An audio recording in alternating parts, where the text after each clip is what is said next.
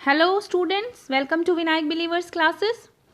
सो students, हम पढ़ रहे थे प्रोटीन की रासायनिक संरचना और उसका वर्गीकरण मीन्स क्लासिफिकेशन हम कर चुके हैं।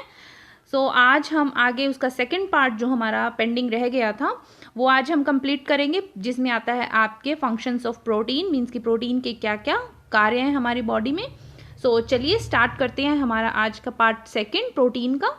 तो देखते हैं प्रोटीन के क्या क्या कार्य हैं। देखिए, प्रोटीन का कार्य आपके फर्स्ट में आ रहा है शरीर की वृद्धि व विकास। ये हम सब जानते हैं कि प्रोटीन जो है वो बॉडी का ग्रोथ करता है, डेवलपमेंट के लिए रिस्पॉन्सिबल है और निर्माणात्मक कार्य भी करता है, ऊतकों का निर्माण करना। ओके, उसके अलावा आप क्या जाता है अम्ल क्षार नियमन में ये काम करता है, मीन्स कि एल्कलाइन और जो आपके एसिटिक जो है उसका रेगुलेशन करने में ये हेल्प करता है, हार्मोन निर्माण करता है और उसके अलावा शरीर में जल संतुलन करता है, आपके एंजाइम का निर्माण करता है, विटामिन का निर्माण करता है। एंजाइम का निर्माण, विटामिन का निर्माण, स्टूडेंट्स ये सब चीज़ें आप पढ़ेंगे, आपको याद हो जाएगा। बेसिकली जो काम है इनका वो नॉर्मली जो जाना जाता है वो आपके जाना जाता है शारीरिक वृद्धि और विकास का कार्य जो है वो प्रोटीन का है, निर्माणात्मक कार्य प्रोटीन का है। और उसके अलावा शरीर में टूट फूट की मरम्मत करता है, मीन्स कि ऊतकों का निर्माण करना। नए कोई ऊतक अगर टूट फूट हो जाती है जिन ऊतकों की, उनका निर्माण करना, इसी को बोलते हैं टूट फूट की मरम्मत। ओके, उसके अलावा अब क्या जाता है सामान्य दृष्टि में सहायक। सामान्य दृष्टि में सहायक का मीन्स ये है कि हमारी आँख के अंदर देखिए आइडोप्सिन और रोडोप्सिन नाम के दो तत्व पाए जाते हैं जो कि प्रोटीन के होते हैं। ऑप्सिन नामक जो होता है वो प्रोटीन होता है। ये हेल्प करता है आपके सामान्य दृष्टि में। ठीक है, उसके अलावा आपके देखते हैं आपके आ जाता है ऊर्जा प्रदान करने में। स्टूडेंट्स, हमने देखा है उपवास के टाइम में जब कार्बोहाइड्रेट से एनर्जी नहीं मिलती या जब वसा से एनर्जी नहीं मिलती, जब फास्ट होता है या कोई बीमारी होती है तब खाना वाना नहीं खा पाते, पौष्टिक तत्व नहीं ले पाते, उस वक्त ऊर्जा देने का काम कौन करता है?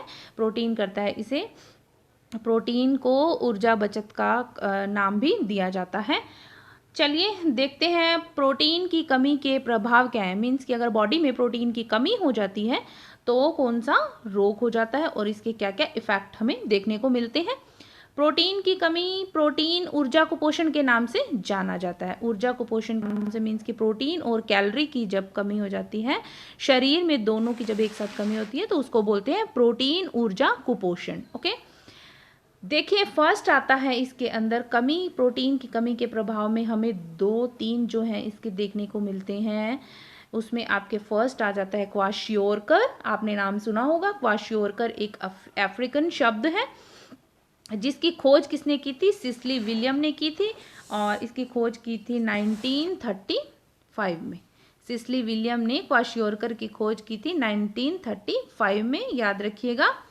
1 से 4 साल के बच्चों में ये होता है और लक्षण क्या देखे जाते हैं? वृद्धि में रुकावट, मीन्स कि अगर प्रोटीन की कमी हो जाती है तो ग्रोथ में रुकावट आना एक स्वाभाविक सी बात है, क्योंकि प्रोटीन का बेसिकली काम ही क्या है? वृद्धि और विकास करना। बॉडी में सूजन आ जाती है, लिवर में आपके फैट जमा हो जाता है और फैट जमा होने से लिवर का थोड़ा साइज भी बढ़ जाता है और आपके मून फेस जो साइज हो जाता है, आकृति जो होती है फेस की, जो शेप होती है वो मून फेस हो जाती है। किसमें? क्वाशियोरकर में। ये इसके आपके लक्षण देखने को मिलते हैं। समटाइम्स लक्षण जो है वो आपके पेपर में पूछ लिया जाता है। एज पूछ ली जाती है, कितने से कितने साल के बच्चों को होता है। इस अवस्था में क्या करते हैं, जो बच्चे होते हैं उनको शुगर बेबीज भी बोला जा सकता है, शुगर बेबीज भी बोला जाता है। आप ध्यान रखिएगा। इस अवस्था के में जो बच्चे होते हैं उनको शुगर बेबीज भी बोला जाता है।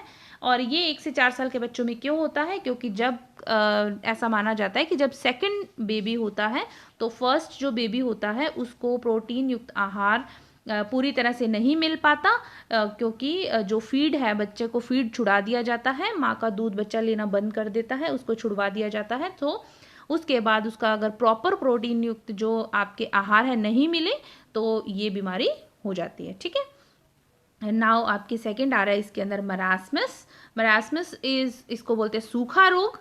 सूखा रोग के नाम से भी जाना जाता है, मरासमस के नाम से भी जाना जाता है। पेपर में आपके आई थिंक एक पेपर में पूछा भी गया था कि सूखा रोग जो है वो किसकी कमी से होता है। सूखा रोग मरासमस की जगह पे आपके यहाँ पर सूखा रोग भी लिखा हुआ आपको मिल सकता है, सो आप ये ध्यान रखिएगा। तो सूखा रोग आपके है ग्रीक शब्द है जिसका मीन्स क्या है, व्यर्थ होना, ये भी ध्यान रखिएगा, ठीक है। सूखा रोग का मतलब क्या है, व्यर्थ होना। ये आपके होता है 6 से 12 महीने के बच्चे को। किसको होता है ये, 6 से 12 महीने के बच्चों में। लक्षण क्या देखने को मिलते हैं मरासमस में, लक्षण देखने को मिलते हैं आपके इसमें त्वचा रूखी सूखी हो जाती है।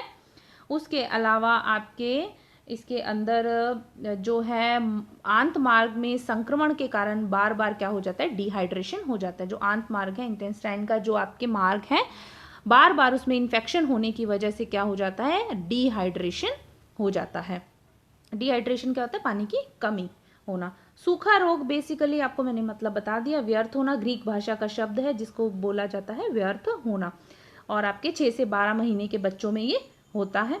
लक्षण आपको बता दिए हैं मैंने, त्वचा रूखी सूखी हो जाती है, बेजान हो जाती है, उसके अलावा सूजन भी आ जाती है त्वचा के नीचे, वसा भी नहीं रहती। इसमें वेट भी बेबी का जो है वो क्या हो जाता है, कम हो जाता है। तो ये चीज़ें ध्यान रखिएगा। हाँ, थर्ड देखते हैं मरासमिक क्वाशियोरकर। प्रोटीन ऊर्जा कुपोषण अधिक होने से इसके अंदर मरासमिक क्वाशियोरकर जो है, इसके अंदर प्रोटीन की कमी के साथ साथ कैलोरी की भी कमी हो जाती है।